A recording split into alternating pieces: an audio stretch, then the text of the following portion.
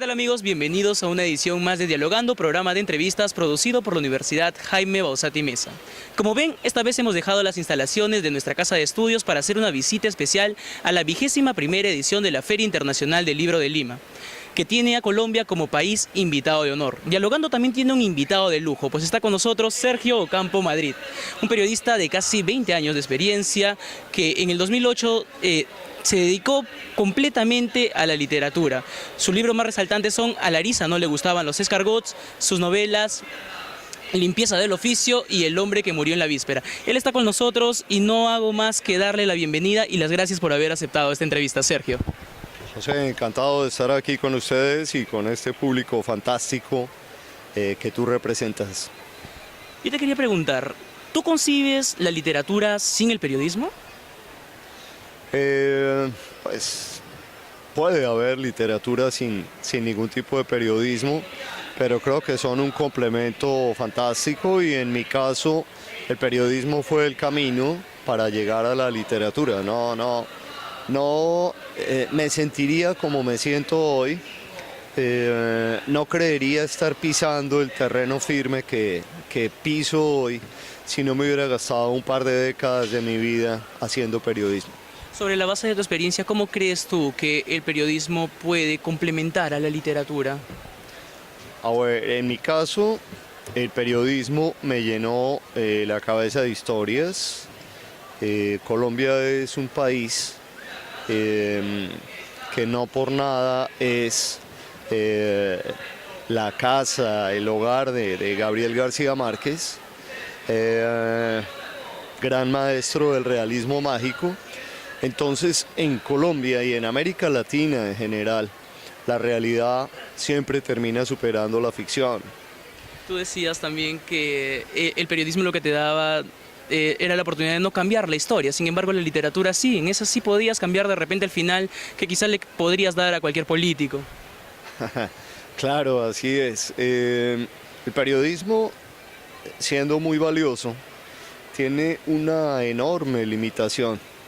Y es que tú no puedes torcer las historias, tú no puedes cambiar los finales, tú no puedes hacer justicia con los personajes, sino que simplemente tienes que contar las cosas tal cual.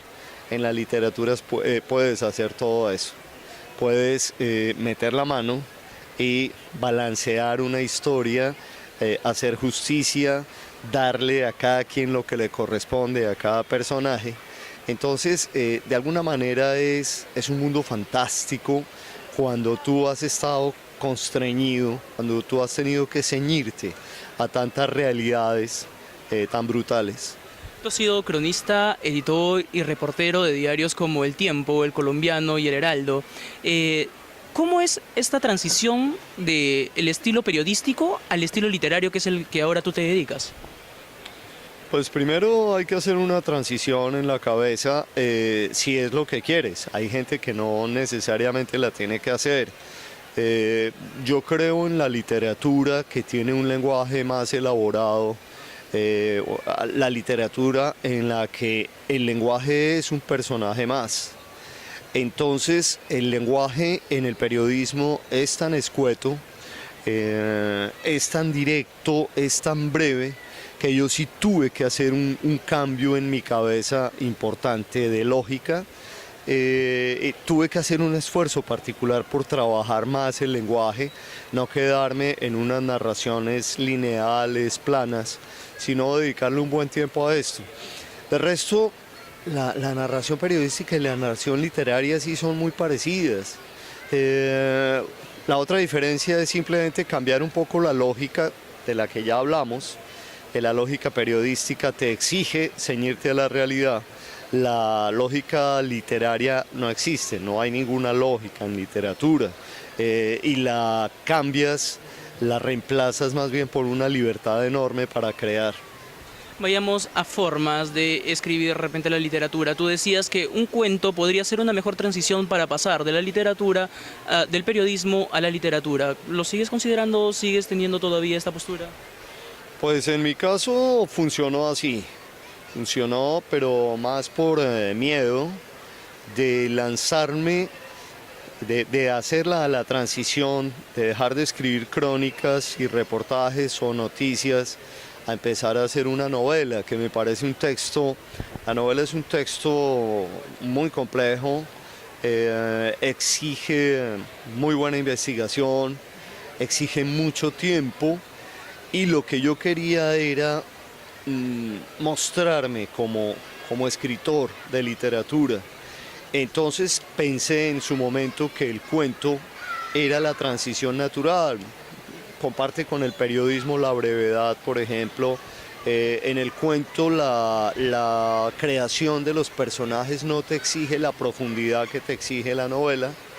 Sin embargo, me encontré con un género, el cuento es un género muy exigente también, y puede ser terriblemente complejo.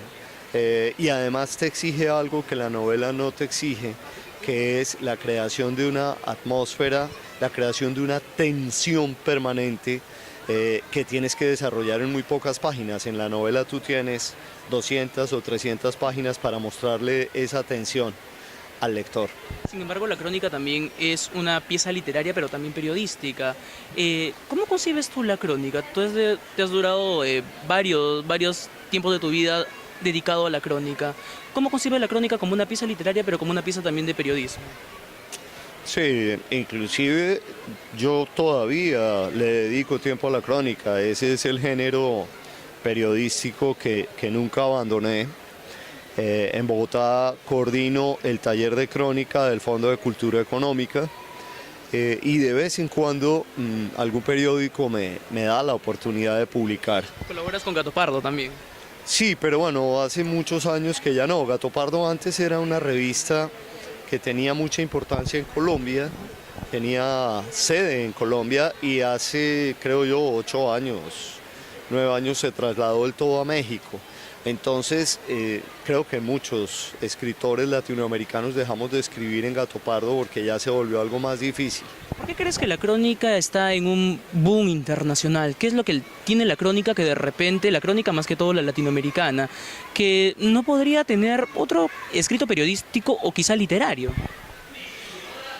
Pues a ver, el periodismo, la información periodística tiende a ser cada vez más escueta, más breve, más directa. ¿Por qué? Porque el medio en el cual se está moviendo la información es, te hablo de lo escrito, el medio en el cual se está moviendo cada vez más es Internet. Y en Internet la lógica sí te dice que le tienes que contar a la gente ya la noticia en un par de párrafos. Pero paralelo a esto, siento que hay una cierta nostalgia por esas historias de largo aliento, por esas historias que te ponían en contexto, que te revelaban los detalles y las pequeñeces, a veces muy importantes, que la noticia no te podía revelar. Entonces, por eso la crónica creo que tiene un terreno asegurado, y la crónica reina en medios de comunicación escrito, como en revistas tipo Gato Pardo, por ejemplo, en revistas como Soho, que se han ido especializando en estos textos más amplios, que no tienen mucha cabida en Internet, por la brevedad que tú buscas en el medio. ¿Cómo crees que un literato puede encontrar su estilo al momento de redactar, al momento de escribir? Sobre la base de tu experiencia, ¿cómo lo has hecho tú? Pues esa pregunta es muy difícil de verdad, porque creo que hay gente que se gasta la vida entera buscándola. Yo creo que lo más difícil en literatura, en general, en cualquier cosa que tenga que ver con la expresión escrita, es encontrar tu propia voz. ¿A qué me refiero con encontrar tu propia voz? A que un texto tuyo tenga tu sello particular. Que alguien lea algo y diga, esto tiene que ser de Sergio Campo Madrid. Cuando tú lees a García Márquez, por ejemplo, sin saber qué estás leyendo, tú muy fácilmente lo logras identificar. Eso es la voz personal. ¿Y cómo crees que es la voz de Sergio Campo Madrid? Haciendo un análisis profundo. Es una buena pregunta, y tratando de ser humilde. La voz mía es muy elaborada en el lenguaje. pero con una elaboración que maneja un equilibrio para no caer en el rebuscamiento, o sea, en ese lenguaje rebuscado, barroco, difícil, pretendidamente culto, culterano, pero sí un lenguaje en el que se note que además de la misión de comunicar y de informar, hay una misión estética, hay un compromiso estético por decir, pero decirlo bellamente. En algún momento en una de tus entrevistas dijiste que haber dejado el periodismo para ti fue como que una especie de liberación. ¿Todavía lo sigues creyendo? ¿Por qué dijiste? ¿Por qué hiciste este punto? ¿Por qué llegaste a hasta decir? Y lo digo con respeto y sin desprecio por el periodismo, al que le debo muchísimas cosas y del cual vivo todavía en muy buena medida. Lo que pasa es que, por una parte, sí siento que el formato me quedó estrecho, por algo que ya mencionamos en esta entrevista, de no poder hacer algo más por la realidad de mi país, por la realidad de América Latina. El periodismo no me lo permitía. En el periodismo tú puedes hacer grandes investigaciones, puedes profundizar e ir hasta las últimas consecuencias, pero siempre quedará en manos de la justicia, por ejemplo, la decisión final, de poner las cosas en su sitio, quedará en manos de hacer los llamados de responsabilidades, va a quedar en otras manos. En la literatura tú puedes jugar a eso. ¿Y se puede ser escritor y periodista a la vez? Pues ha habido enormes periodistas que han sido enormes escritores y viceversa. Yo no concibo a alguien como Ernest Hemingway, por ejemplo, sin hacer las dos cosas y hacerlas maravillosamente bien. Y Gabriel García Márquez también. Y hay una gran cantidad de ejemplos. Mira, creo que el mejor ejemplo, y de una terrible actualidad además, es Svetlana Alexievich, que el año pasado se ganó el Premio Nobel de Literatura y nunca ha hecho una pieza literaria en su vida, estrictamente hablando. Todo el tiempo ha trabajado en periodismo y ha escrito no muchos libros, entre otras, algo muy interesante también porque son 5 libros los que ella tiene escritos y todos se ciñen a la más estricta realidad, pero logra